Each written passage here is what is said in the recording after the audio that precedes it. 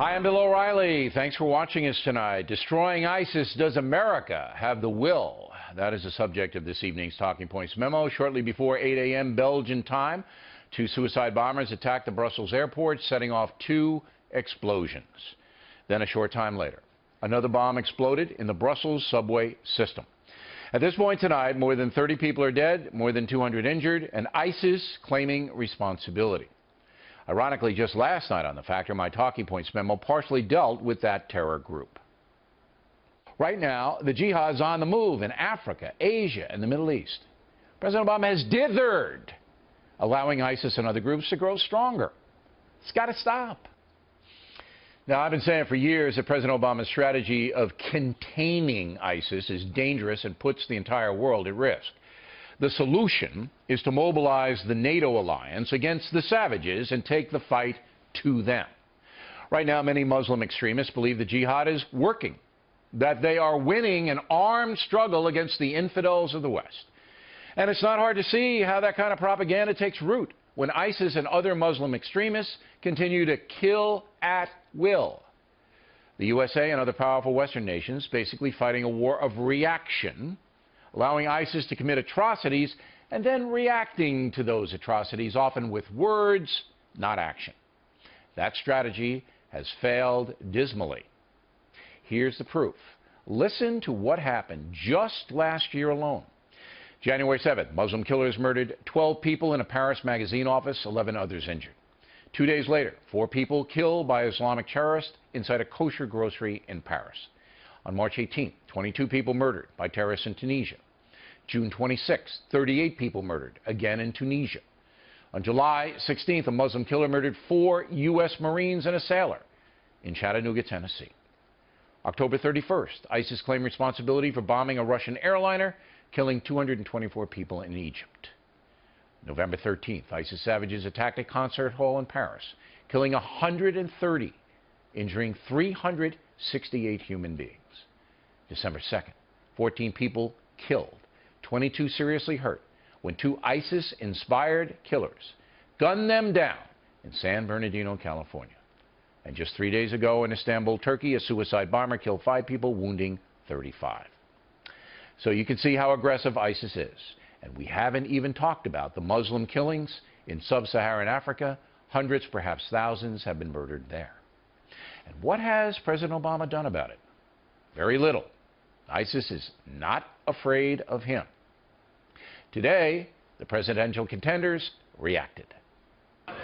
We've got to tighten our security. I've talked about our visa system and our passenger name record system, but it's unrealistic to say we're going to completely shut down our borders to everyone. We need to forge a coalition of the Muslim countries in the region, including some that have not been as active as they should be, with the support of the United States and other major powers to finally destroy this barbaric organization. What Senator Sanders is really saying is we should abdicate our responsibility to defeat ISIS, transferring it to Muslim countries. Apparently, the man believes it is not our fight, despite the worldwide carnage. On the Republican side, reaction also came quickly. You need surveillance. You have to deal with the mosques, whether we like it or not. I mean, you know, these attacks aren't coming out of, they're not done by Swedish people, that I can tell you. I think we have been too lax, not aggressive enough against this kind of radicalism. The attack in Brussels is in many ways the fruit of a failed immigration policy in Europe that has allowed a massive influx of radical Islamic terrorists into Europe. Senator Cruz will be here in just a few moments. Now, as far as President Obama is concerned, I hate to use a cliche, but it's same old, same old.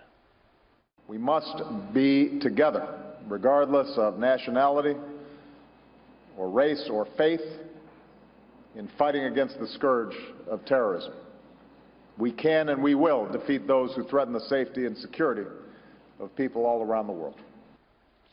For 7 years, Mr. Obama has been saying stuff like that. And for 7 years, Islamic terrorism has grown in ferocity, even though the president himself will not use those words, Islamic terrorism.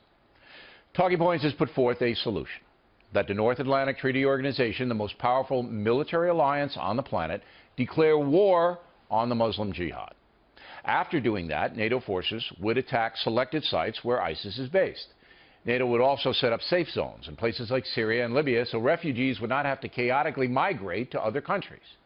NATO would ask all the Muslim nations on earth to contribute forces as well. Then the world would see which Muslims are interested in justice and which are not. It is simply incredible that on this planet, a jihadist group comprised of about 30,000 savages can wreak this much destruction and still sit down to dinner tonight without any fear of reprisal. Think about it. We all know where the ISIS thugs are: Syria, Iraq, Libya, Pakistan, and now Afghanistan. Their movements are not secret. They wage active military campaigns. And yet President Obama and the leaders of the NATO nations have done little to neutralize this threat to the world. Again, the jihadists believe they're winning. And that leads to more recruits, more terrorists willing to blow themselves up in the pursuit of murdering innocent people in order to impose Islamic culture. It is long past time for the American people to demand responsible leadership in Washington. Yes, President Obama is a weak leader against the jihad. But Congress is not exactly following in the steps of General George Patton either. And the blather coming out of the Democrat Party in general is stunning. As mentioned, Bernie Sanders has absolutely no clue or even an interest in defeating the jihad.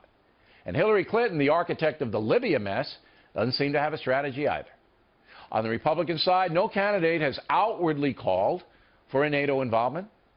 And the USA cannot do this alone, nor should we.